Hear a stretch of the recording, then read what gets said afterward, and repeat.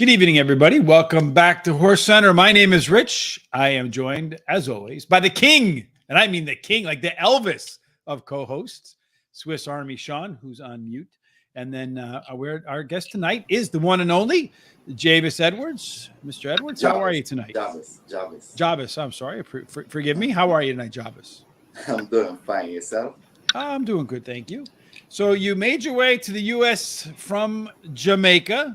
You're in the middle of Iowa. So how was that for you, going from the beaches and the sun and the ocean to the middle of cornfields? It's pretty good, it's a nice experience. Okay. So I had read that you joined the jockey school in Jamaica, but you had to kind of take a pass on it a little bit, withdraw from the school, because one of the things that you had some difficulty with was maintaining your weight. You did mention before we got started, you're a little bit taller. You finally got that figured out. So how did that work? How did you finally get the ability to maintain your weight under control? I mean, it's a lot different, back in Jamaica, we don't really got much, stuff that we can use, like a sauna or the gym. I couldn't maintain financial wise to pay for the gym or the sauna or Mm-hmm. or to buy those good food like the fish or the shrimp, and I didn't got those money. Mm-hmm. So you came over here, and most of the jocks rooms have those facilities inside of them, right, with the sauna and stuff like that. Yes.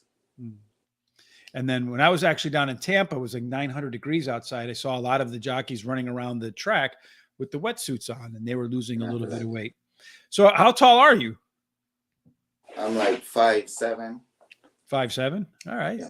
And then if you're left to your own endeavors, what's your natural walk around weight? Said what? I said if you weren't dieting, what would be your natural walk around weight? Like 116, 17. All right, so you got a little bit of weight there to lose, for sure.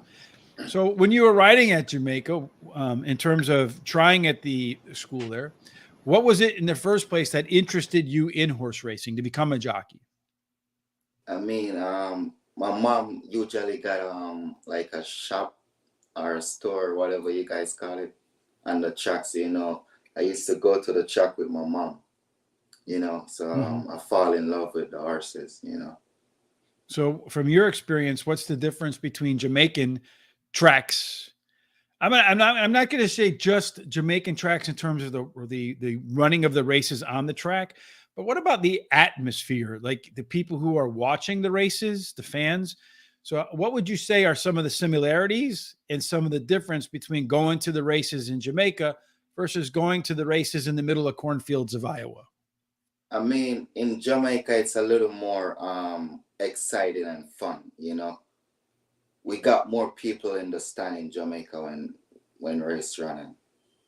And excitement, And what sort of things are they doing in the stands? Are the fans are the fans in Jamaica more engaged with the jockeys, or how do they engage with the jockeys in Jamaica that's different here? A little bit more smack talking in Jamaica, or is it a little bit more? Well, tell us, what are some of the differences between how the fans interact with the jockeys in Jamaica and how they interact in Iowa? They interact with them a lot different way in Jamaica. They be rude sometimes when you lose a race in Jamaica. They throw even stuff at you too. It all depends. They throw some things at you? Sometimes. Have you ever picked it up and thrown it back at them? Oh, no, I never been in that position before. I never been in that. All right. Well, I can understand that for sure. Again, I am with the king of co-hosts tonight, Swiss Army Sean. He is indeed the Elvis of co-hosts. Sean, how are you tonight? No, I'm great. So, Javis, you say that, so you don't have to deal with the social media part as much in the Jamaica world, though, but you do over here. So is that the trade-off? Excuse me? Like the social media world, you don't have to deal with it. Probably that's why there's more people at the Jamaica tracks, is a little less social media in Jamaica than there is here. So now you have to deal with the social media abuse, right? Not really. Mm-hmm. Okay, well, that's good. Usually that's the first, So let's circle back and talk about your first win in when did it come? May? My first win. Yeah, your first career win. Talk about that experience. Oh yeah, that's a filly called, her name was Lola, trained by Todd Jordan.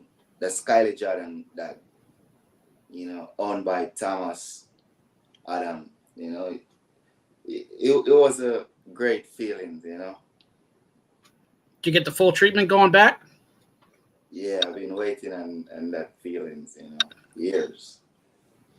And you mentioned So you Kylie went- Jordan. You also said you have the same agent as Kylie Jordan too, correct? You have the same agent as Kylie Jordan, correct? Yes, we do. Me, Kylie Jordan, and Alex Burson. So when you won and you went back to the locker room, what did they give you the the powder, the water, the eggs? Did you get the whole 9 yards? They gave it to me before I reached Partner Jack's room. I was expecting it. You were expecting it? Yeah, so I actually take my helmet off, and I was waiting on it, but I didn't want my helmet to get wet, or my vest, So soon as I was walking back to the Jack's room, I see they're approaching me. So I take the vest off and I throw it over there, Did So somebody go pick it up and mess it up anyway? My valet go get it. It didn't get messed up. Oh, so you got one over on them, right? So let's see, Sean, how many of your guests had their first? Did you get your first win on a filly? Yeah, it was a filly maiden. Yeah, I don't know the answer to that, but that'll be. We both broke our maiden. Mm-hmm. So the consultant, who's a business analyst, I learned that earlier in the day today. Hopefully we got some, I mean, the 3-horse screwed us up in that race on number 9 there, the consultant, but he asks, what is your preferred surface to race on? I don't race on much surface, which I start off in Delaware, which I didn't get as much mount in Delaware as right here. So I would say right here is my, Do you like the dirt? Do you like the turf? Do you like the all weather? I never rode on the turf before. Just all dirt racing? Yeah, because I start off in Delaware, as I said, which they got the turf over there, but you got to win 5 races before you can ride on the turf. Which I didn't win any race at Delaware. I win my 5 race right there. Here in Iowa. So quick question for you then. Do you prefer then, we'll kind of maybe take a little bit different approach. Do you prefer the sprint races, shorter ones, or the longer ones? Which ones do you find to be more comfortable for you, and why? It doesn't really matter to me, Once I got good horses, that's all what matters. So I also saw that you were an exercise rider. And then during the course of exercise riding, some of the people who were observing you said, hey, you know what? Looks like he's got some skills on the horse. What did they see that you were doing on the horses where that led to people who are watching you to, say, let's go ahead and try to get become a jockey? Actually, I guess it's talent. That's what they see in me. So you got good hands, good break, you're steady on the horse. How would you describe your riding style? Good hands.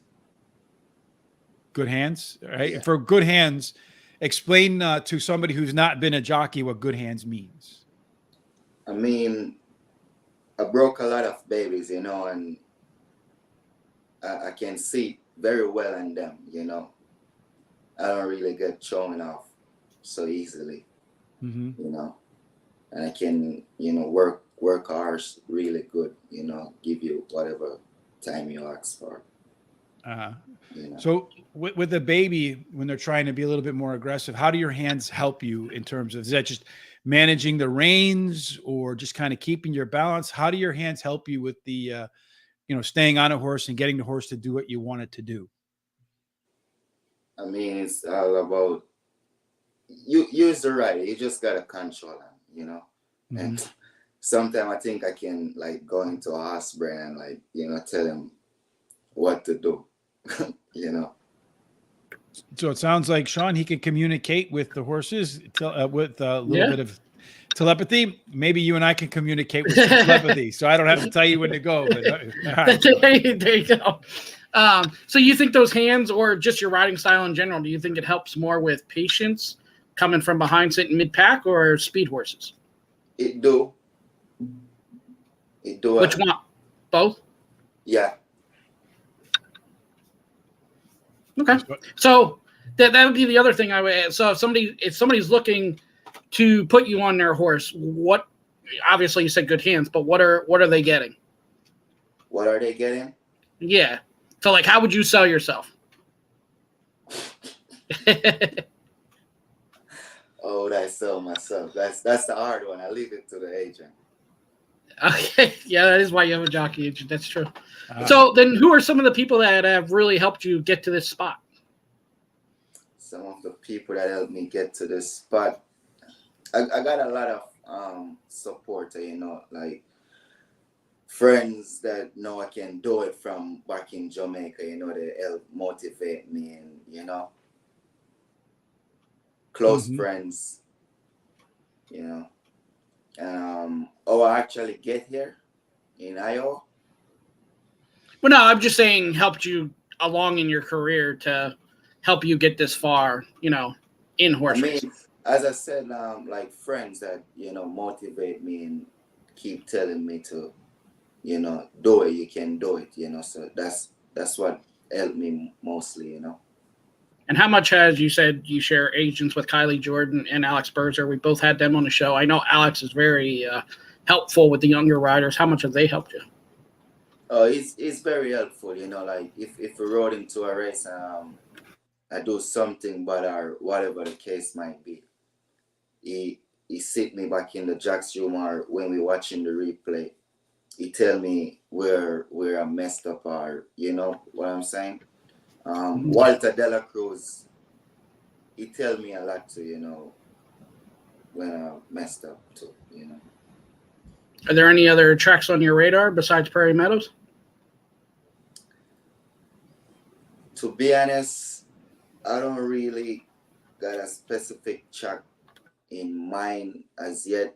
I'm just trying to focus right here to get the job done, to, you know, maybe see where it goes from here. That's all I can say. Well, Terry Hay has an idea where it can go from here. Sean, where would his idea be? Golden Gate Fields out west.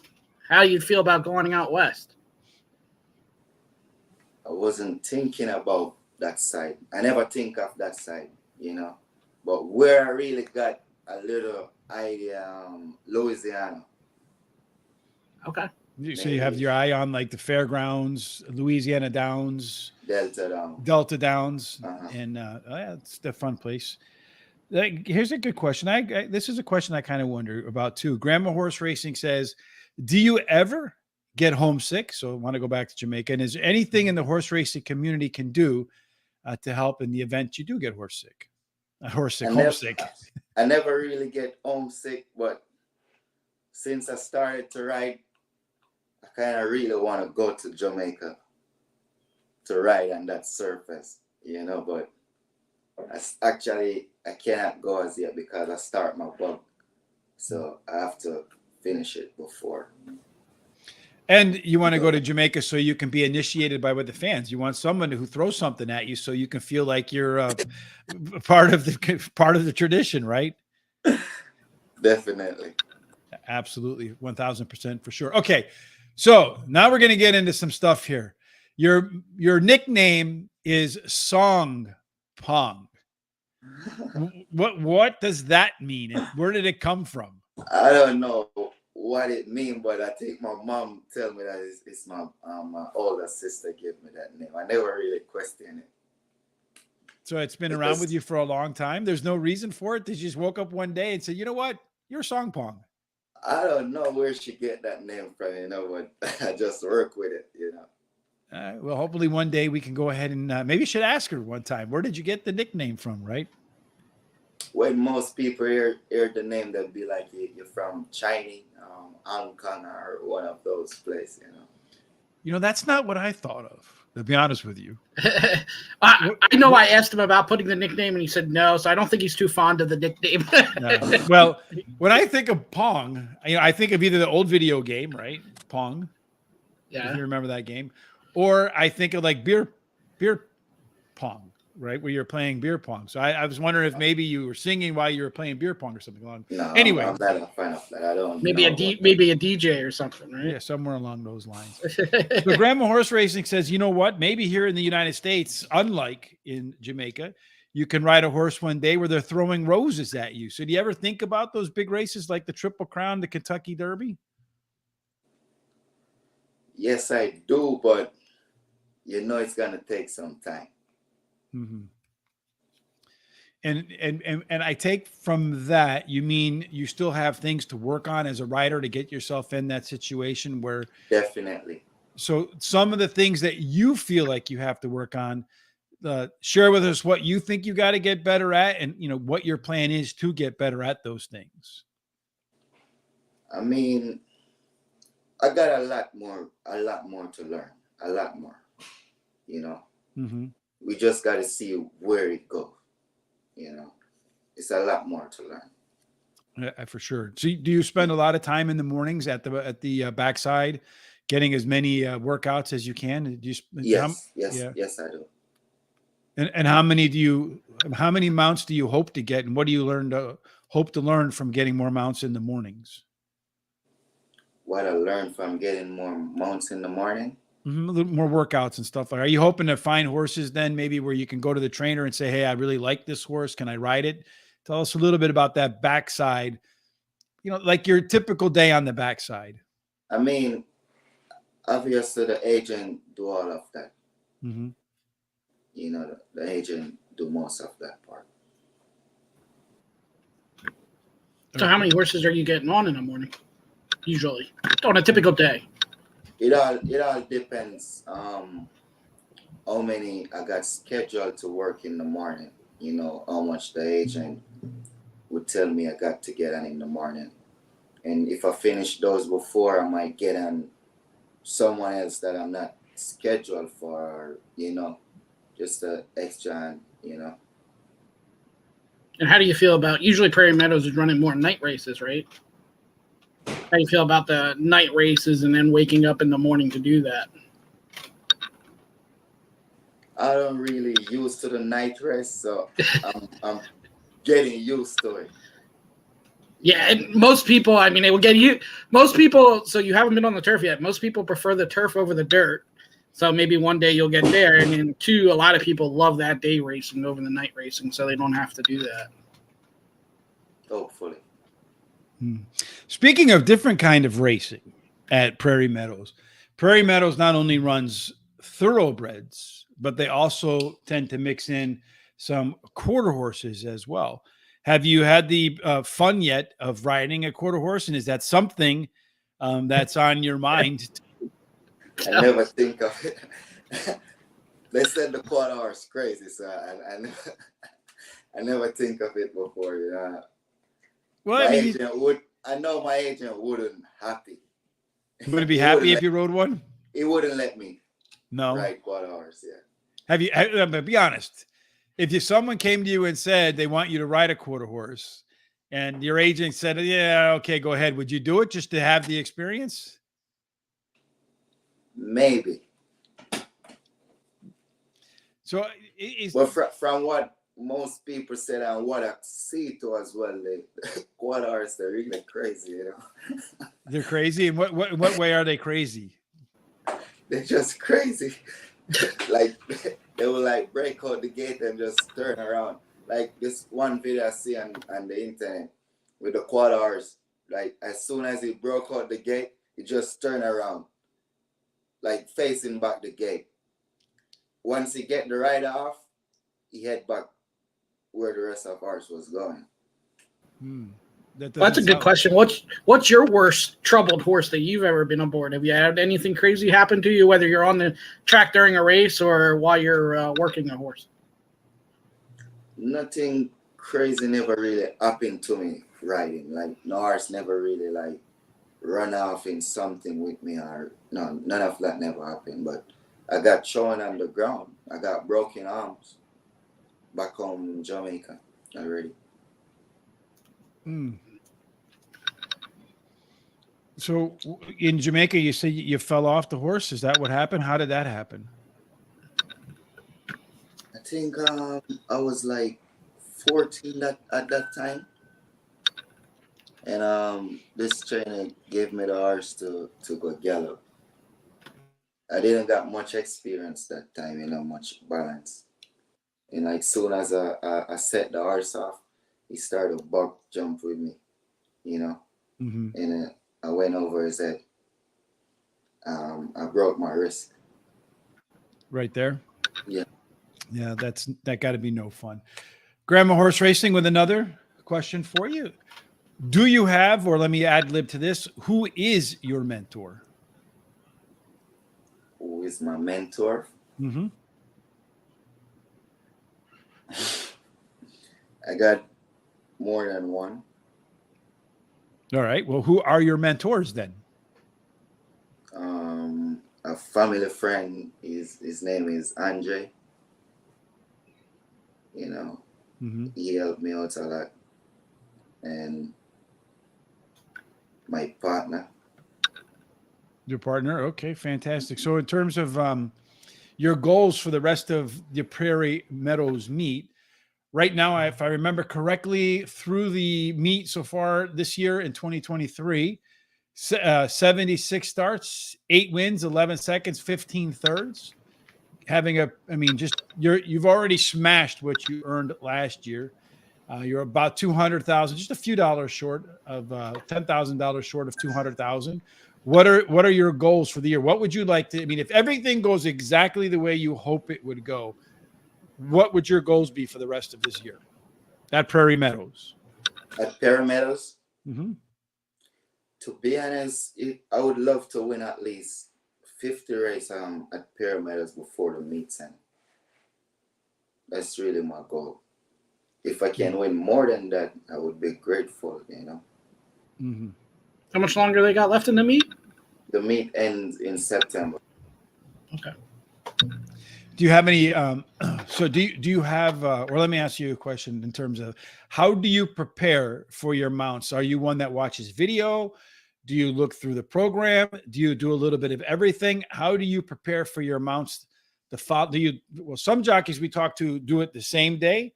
Some jockeys we talk to do it the night before. What is your process? I do it the same day. The same day? Yeah, and watch back replays. I mostly look at the best race the horse run.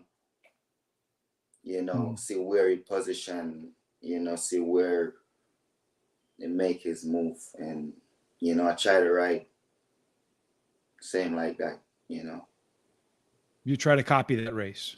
Yeah, once he run his best race like that.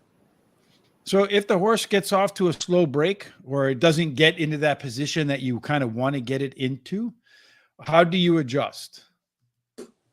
See, at first when I started to ride, when a horse get off slow, I used to try to keep him up. And, it never worked because us actually run for 2 furlongs. Mm-hmm.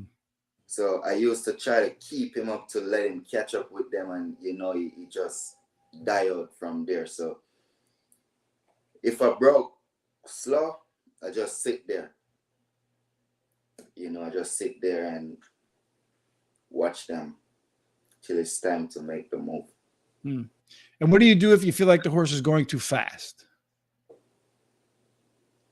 It all depends on the distance. Mm-hmm.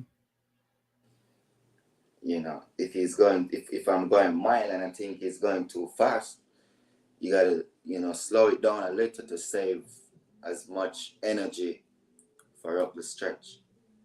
Oh yeah, go ahead, Sean. I was going to say the hard part about that, and I agree, and some jockeys can pull that off and some can't. Depending on the horse, some horses, when you do that, they don't want to. Then when you go to ask them, they don't want to run because they're like, "Oh, well, you already stopped me." You got some horse, once you pull them off, it's like you just broke their momentum. Yeah. Yeah. How much are you talking to the horses while you're out there too, or you don't? Said what? Are you talking to the horses while you're on them? Oh yeah, run from me, go. Do you talk to the other jockeys while you're out there too? A little bit of smack talk, so to speak. Get out of my way, here I come. Not really. You No. know, it's like going to war. We're not friends out there. Mm-hmm. No, I You can have to get that for sure. you have to talk a little bit like if you're sneaking up the rail or something, though, right? Yeah, Like, hey, I'm sneaking here. up you gotta let them know. Yeah, I'm on the rail. Yeah, but sometimes you cannot let every jockey know you're coming on the rail. They will close it on you. Yeah, that's what I was gonna say. I feel like that's a scary feeling either way because you don't want to tell them because they can block you. But if you don't tell them and they come over, you have nowhere to go. So how do you kind of balance on, or do you kind of figure out who the jockey is ahead of you to know how you handle that? Can you repeat, please? Do you kind of go off of who the jockey in front of you is, whether you're telling them, hey, I'm here, or you're just going to sneak? It all depends which jockey is it in. Right. Yeah. Speaking of which, what's the jocks room like there for you? Because you come in, you're new to the sport. I mean, you're new to the area, new to the country. Have you found it to be very like accommodating, fun, a lot of camaraderie, or is it more business? How would you describe the jocks room? I mean, the jocks room is pretty fine. You know, it's okay. I get along with the other riders. You know, and my valet let me feel comfortable at all time. You know, it's like a home. You know, yeah. And then when you're not racing, because Prairie Meadows doesn't run every day, so when you're done doing your workouts in the morning on non-race days, what do you do for fun in Prairie Meadows? I mean, there's no beaches. I sleep for fun. All right, well, you got to get that rest for sure. You can visualize winning races while you're sleeping. Oh yeah. All right, Sean, I'm kind of out of questions, my friend. You got anything else? Well, that was another question I'll ask. How many replays are you watching, or do you sit maybe with your agent or watch your replays of the races? I watch all my replays after I finish riding. Okay. If I'm not riding in the next race, I go round the back and I watch back all my replays. Yeah, once I get off that horse and like clean up a little, I sit outside, maybe drinking something, and I watch back the replay that I just riding. And when I went home back in the night, I watched everything. So you're just drinking water or Gatorade. Let's make sure we get that clear, right? I like the Red Bull. The Red Bull. Okay. Red Bull, Gatorade, or water. None of that other stuff that has any proof in it. So when you watch the replays, do you have like a notebook or anything where you keep like notes for it? And what are you specifically looking for when you're looking at yourself riding? And how self-critical are you? If I lose the race, I watch back where I make the mistake. You know, so try not to do the same thing again. Mm-hmm. And if you win a race, what are you looking for then? To win the race again. Okay. Are you looking for like specific things that you did? Like, okay, I see I improved here and I have to remember that going forward. Yeah. Yes. Fantastic. Kind of like that. I mean, as bettors, I feel like there's a lot of times where I'll be like, the jockey won the race by doing that move exactly there. If he doesn't do that move, he wouldn't have won. But, you know, doing that move there, he won. Is that something you're looking at? Yeah. Yeah. And do you watch races of other jockeys that are successful around the country? I do watch races with other jockeys. Anybody in particular that you're keeping an eye on that you feel like mirrors your style? I kind of like Ricardo Santana's style of riding, you know. Uh-huh. And what do you like about it? He's aggressive. I agree. I think being aggressive. Then you should probably watch IRAD. Is there a more aggressive rider in the country than IRAD, Sean? Maybe Paco. I watch IRAD, but I'm not really a big fan of IRAD. Yeah. No. Paco is another aggressive rider. He is. Mm-hmm. And he wins a lot. I got to give the guy credit. I mean, he won a couple of races today, right?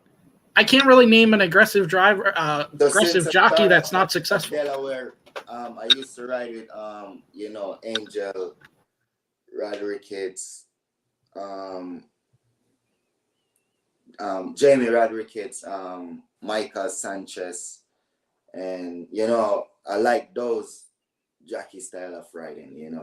Michael Sanchez is very aggressive too. He is. He got And DQ today with an aggressive move in the lane late, but Yeah, in the opener, I think today. And they're all great for the sport too, as well. Like they always have that smile on their face, and they're always enjoying what they're doing too. So yeah. they were good role models to be like.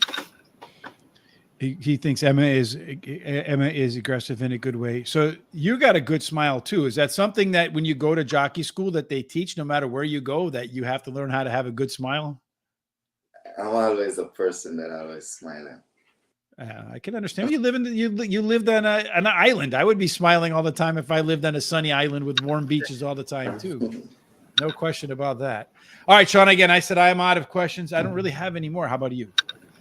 Yeah, I think that's pretty much it. We touched what I usually finish on. You said about what he does for fun and stuff. Do you have anything else to add? We saved some more for the other show. All right. Okay. We'll do that for sure. All right. Well, we do appreciate your time tonight, Mr. Edwards. We wish you nothing but success. Want to see you get to 50. Now, I'm going to tell you right now. Usually the folks who come on our show, they have good luck afterwards. So when you get to your 50th win, when you get to the winner's circle and they ask you, you have to say, hey, I got to thank the guys over at Horse Center because they told me I would get the 50 wins for coming on their show. All right. Definitely. All right. Thanks for joining us. We'll be your biggest fans. We'll always post when you're doing well as well. Appreciate it. Fantastic. Thank you. Have a wonderful evening and a good morning at the on the backside. Same to you guys. Bye-bye. Thank you. All right, Mr. Sean. Always fun to meet new people and to give you the big head. Haven't run out of form in that respect. I was a little bit rusty this morning on the morning show with some of the buttons and stuff, but I'm glad I was able to get that correct. Thanks for joining us, consultant. As we said this morning, if you like what you see, Sean, whether it's our pick show, whether it's our shows with wonderful guests, as always, and the king of co-hosts, Mr. Sean, if you like what you see, tell us what we ought to do to make sure we can see more of it. First off, subscribe to our channel. It doesn't cost you a thing, helps us a ton. So that would be the first thing that's that's why we're doing it. Just great content. Just support us. Hit that like button. Hit like on Facebook, TikTok, Instagram, Twitter. There's threads now we have. All at Horse Race Today. Threads? It's all kind of with Instagram. So it's easy to set up and everything kind of transfers over. So, just like us. It's absolutely free. We'll keep providing great entertainment. And then tomorrow we have actually from Prairie Meadows, but she's been all over the place. Cindy Murphy, who just got her 2000th career win at the age of 61. Wow. And she has a heck of a story, broken bones all the time, where it looked like she would retire. She's had a couple kids where it looked like she would retire, and she keeps coming back and just won her 2000 career race at 61 the other day. Wow, just think how much longer Mr. Edwards has to go to become 61 in his 2000th win along the line there. But if he wants to win 50 in a year, 20 years, he's going to be that well before he gets to 60. I was going to say, I think he right now, his goal is to hit 2000 well before he's 61. Yeah, indeed, for sure. I mean, our goal is to get to 10,000 viewers on YouTube before we get to 62, Sean. I don't have that much time left, unfortunately, before I get to 60. I just turned 57. So I got 3 years left, folks. Let's help us get to 10,000 before I get to 60. I know I don't look an age over 27. Well, thank you. I know we have a long way to go for YouTube to get to 10,000, but we're almost at 10,000 on Facebook. We're like 150 followers away. So we just keep taking the milestones one by one. Do you ever think about capping the tracks where your guests are from? Yeah, that's an interesting question about how we go about picking our tracks. And a lot of what we have to do in order to see it's as much about the Google algorithms as it is about the tracks and what we enjoy doing, where we have to be in a situation where people are actually Googling those tracks online and then put ourselves in a situation where we can get competitive keyword terms. And once we've built the base of SEO, we're about a year and I don't know, what are we about? Almost 2 years into this now, Sean, since we started the YouTube stuff. Something like that, yeah. So once we build a deep enough reservoir of keywords, then we can start to expand out to other tracks and get more and more people on board. That's why, for example, we do parks on Mondays and Tuesdays, because if you go to Google and you search parks picks, you'll see that we actually, for the videos, we pop up on the first page and dominate it. That's why we get so many more viewers when we do parks. So a lot of what we have to do is written for the algorithms for YouTube, written for Google, and also has something to do with the tracks that we actually handicap. So that's kind of how that works. Unfortunately, the internet is that proverbial, if a tree falls in the wood, doesn't make a noise. If we have a great show and nobody knows about it, does it really exist? So that's kind of the edge we're fighting all the time. And the other thing is we'd have to line up our guests to your show as well with the Horse Center, because like Prairie Meadows doesn't run tonight, so it wouldn't really do much. Yeah, that's absolutely true too. So that's kind of how we go about picking the tracks. Of course, we want to do tracks that everybody's interested in as well, right? And my personal preference is to do the tracks that have the biggest money pools available that day. Because if you're going to win, I've had a situation before where I hit a pick 4, where I think the shortest horse I had was like 6-1. And because the money pool is only like $500 or $800, ended up collecting like $200, me and like 3 other people. So if the money pool's not there, it doesn't matter. The odds on the horses really don't matter very much. Right. So anyway. Also, I think it's good that, when you guys do the same tracks, like you do parks Monday and Tuesday and stuff, it's very important for every bettor to become familiar with that track. Mm-hmm. Yeah, indeed. That's absolutely true too. As far as doing tracks tomorrow, myself and Terry, because Charles is going to be away for a little while now. It's his turn to go on vacation, I guess. We're going to do Horseshoe Indianapolis. We're going to start a little bit earlier tomorrow. I have to take my young, beautiful daughter to her first job interview. So that's going to be fun for her. I hope she gets it. And then on Thursday, of course, Terry and I will get back together again as Charles is away for the opening day at Saratoga. And I got our good friend Jared texting me. He wants to share all of his picks with us. So if he sends his picks in, I'll certainly share them with everybody as well. So everybody's got to know what to fade, right, Sean? Yeah, absolutely. He won't. Well, he's putting it out there, so we'll see. There will be no text that he won $2,000 without us knowing that he won $2,000. Indeed, and he does it every day. Just kidding. He's a great guy, Jared. I love him. All right, Sean. Any final thoughts before we wrap up today? No, that's it. I'm glad to do a show with you. Hope Julie's okay, and she should be back tomorrow. We'll see. Yep. If she's not, of course, I will be back tomorrow. We're going to do the opening of Colonial. We'll probably do. We'll definitely think about. We'll definitely mix Colonial Downs in to the rotation there. But if they're, what are they? Are they running on Wednesday, Sean? Do you know? No, they run on Thursdays too. It's like Thursday, Friday, Saturday. They've changed their schedule, so they're running on top of a lot of. So, like Victor Carrasco said yesterday, he actually had to change. He's going to be running full time at Colonial now, not Laurel. So, yeah, it kind of messed things up. Yeah. So, yeah, we'll probably mix some Colonial in there. But I have to say that the Saratoga meet is probably the biggest meet of the year, no matter maybe Del Mar. But I think that because of the lack of horses and depth of fields out at Del Mar, that Saratoga is clearly the prime summertime track. Sean, wouldn't you agree?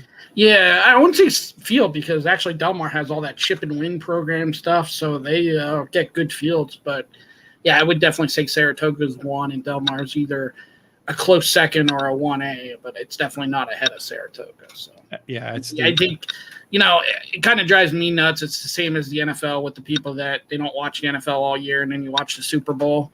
Kind of feel like that with Saratoga. There's a lot of horse racing fans that will tell you they're horse racing fans and all they watch is Saratoga or they watch Del Mar. So yeah, those tracks have those kind of effects. Yeah, we went there last year, and last summer, me, you, Terry, and Thomas, Foreign Friday Thomas, who I'll be with this Friday, 1:00 Eastern. We're going to do Newmarket. So if you're interested in the English racing and us trying to find some long shots, make sure you tune in for that. That's always a lot of fun. I always enjoy those Foreign Fridays because you just have so little information to work with. That's basically the bare bones basics of handicapping. But I enjoyed our time at Saratoga last year. I thought it was a nice track. Kind of it's kind of a throwback, I feel like, a little bit in time, because the track is a little bit, I would say, Norman Rockwell-esque in terms of what it looks like. And then a lot of people there are like, you go to an OTB, or you go to parks, or you go to a lot of tracks, and everybody's shorts and t-shirts, the typical sloppy self, you're normal, right? But then you show up at a place like Saratoga, and everybody's dressed a little bit nicer, I feel like, and it's more of a, like, it's a little more, I think, I don't know if upscale is the right word, but everybody seems to be a little bit, they take their presence in public a little notch higher, nicer, dressed a little bit nicer, sort of thing. Would you agree? Yeah, definitely. Another pet peeve of mine, or I don't know, it's just with any event, kind of. You see a lot of people at Saratoga, they'll sit back and they'll watch the races on their phone or whatever. They got their picnic chairs out and they're hanging out, and like, I don't understand why you wouldn't be out there watching the races, but a lot of people just hang out at the track, but they're not really watching the races live. They're sitting there watching it on the big screen or watching it on their phone anyway. Well, if you haven't been to Saratoga, what Sean's saying is, because I hadn't been there before either until last summer. When you first come in, from at least the side we came in, the track was on the right-hand side. And then to the left of the track is like where the jockey's room is, and then where the jockeys go back to the paddock before the races, and they walk. And on the other side of the fence where the jockeys come in is the big picnic area where families are back there picnicking. And there's a lot of folks back in there that, like Sean says, most of them, a lot of them are back there all day long picnicking, and they don't find their way. It's really more like a, I don't know, like a summer party. Like if you have a family event at a summer party, everybody's back there kind of partying, having a good time, and they don't make their way over to the races at the racetrack. So there's kind of two different vibes at the same time at Saratoga. Yeah, and then to make it full circle, last year we went and Jackie Davis won for her dad, Robbie Davis. That same horse won at 15-1 on Saturday or Sunday at Belmont. Same exact thing. It again? Yeah, she was riding it for her dad again. And were they the only difference this time? Well, they were excited. The only difference this time is instead of going up the inside, she rallied on the outside, but she won quite easily. Well, I know that was a moment while we were there where we were sitting probably 2/3 the way down the track from the finish line when that happened. And through 20, 25,000 people, however many people were there that day, you could hear all the commotion down at the winner's circle, and you could hear it carry through the tunnel from the track back to when they were, to the barn where they were putting the horses. It's definitely one of those moments that you were kind of a part of, even though you really didn't know what was going on.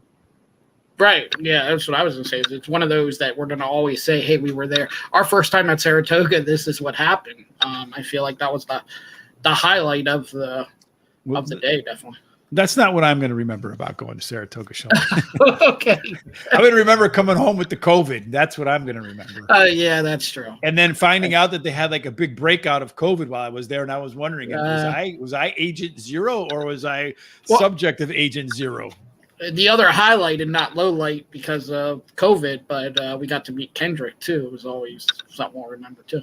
Yes, especially under the circumstances that we met Kendrick. We say, hey, and he's like, hey. When Sean's like, you got my number? It was pretty funny. But anyway, Kendrick's a fantastic guy too. And of course, we enjoyed our time with Terry and with Tom, who we got to meet in person for the first time. And hopefully there'll be many, many more of those situations. All right, Sean, that wraps us up for today. As always, I enjoy my time with the king of co-hosts. Again, tomorrow, be back with Terry, Hollywood Hay. We analyze every single race at Horseshoe Indianapolis. Tune in for that. Keep an eye on the social sites to see what time we're going to get started. And then, of course, if you hit you hit the like button and the subscribe button on YouTube along with the bell, you'll get dinged when we're about to get going. I want to say thank you to Devin Ellis, who found something that we said funny today, giving us the smiley face. Carlton Iyer, Jay Rhodes, Aaron McClellan. Thank you, Aaron, for joining us. We're always hoping for your barn to get a bunch of wins. Steve Goodridge, Ruben Hernandez Cruz, Abd Lual Ziani. If I messed that up, forgive me, please. Mahendra Uday and Beverly Taylor, a.k.a. Honey Bunny, for joining us this evening and giving us the thumbs up on Facebook. Unfortunately, we can't tell you who thumbed us up on YouTube, We can only tell you how many they give us, and it's a great way to help us with the Google algorithms so that maybe we can do more tracks like Prairie Meadows once we become a more dominant force with search engine optimization.